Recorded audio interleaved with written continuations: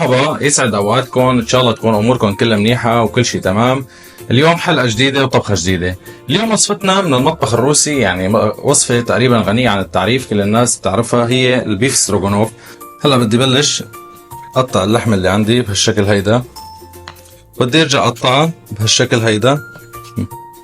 القطعه كبيره شوي منها رفيعه. هلا انا حطيت هون على النار شوية زيت نباتي، تقريبا شي معلقتين ثلاثة، وحط معهم كمان شي معلقة زبدة. أنا بحب طعمة الزبدة كتير معها. استناهم تيدوبوا ترتفع حرارتهم تنبلش نقلي اللحمة. فالوقت بقطع المشروم والبصل والثوم اللي عندي.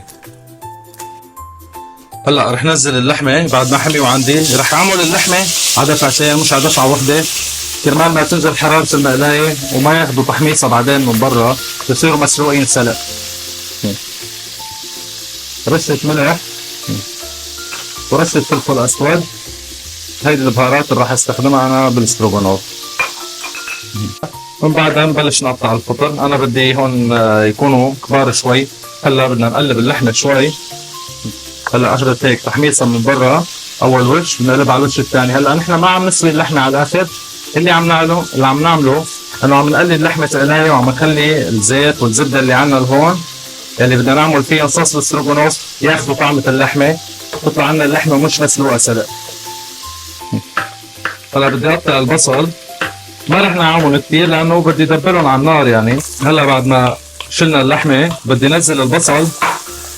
هلا البصل اللي نزلناه هون رح ياخذ كل الطعمات اللي ضلت معلقه بكعب المقلايه من اللحمه. بدي احط للبصل رشه ملح صغيره خليه يتدبل بشكل اسرع ويطلع السوائل اللي جواته كلياتها. هلا بدي احط معلقه ثوم صغيره وبدي اقليها. هلا هيدا اللون اللي اخذه البصل هون اخذ لون اللحمه، يعني تحول للون الاحمر بعد ما تدبر، ومن نزلناه هون دغري انصبغ بلون اللحمه. هلا نص دقيقه بنقلي الثوم، بنرجع بنحط لهم معلقه طحين بنقليها معهم. بدي احط لهم شي معلقه طحين صغيره، بدي اقلبها معهم على نار هاديه تختفي عنا طعمه الطحين الني تماما. قبل ما ارجع هلا اضيف لهم شوي، بدي احط لهم انا مرقه خضره.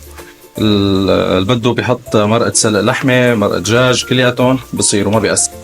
هلا رح ضيف الفطر كرمال كمان يتدبل معهم شوي.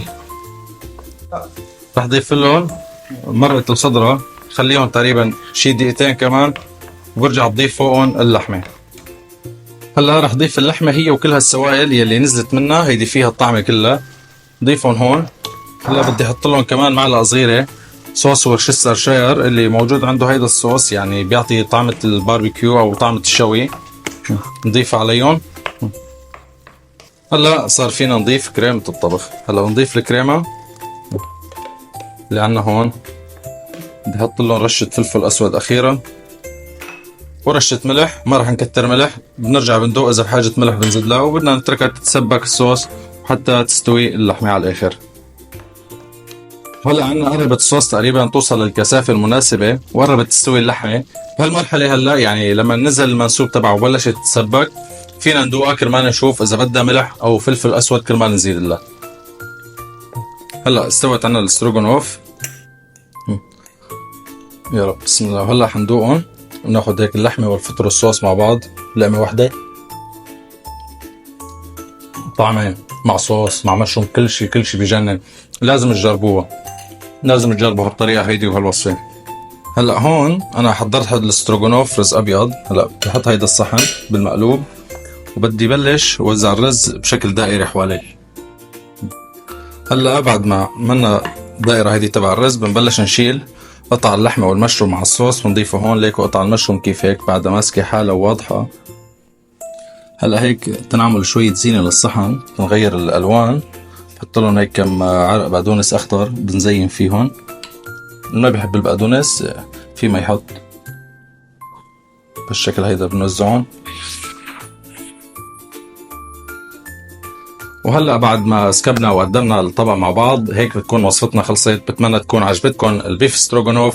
انا الشيف محمد عمر. ضلوا انطروني بوصفات جديده وصحتين وهنا.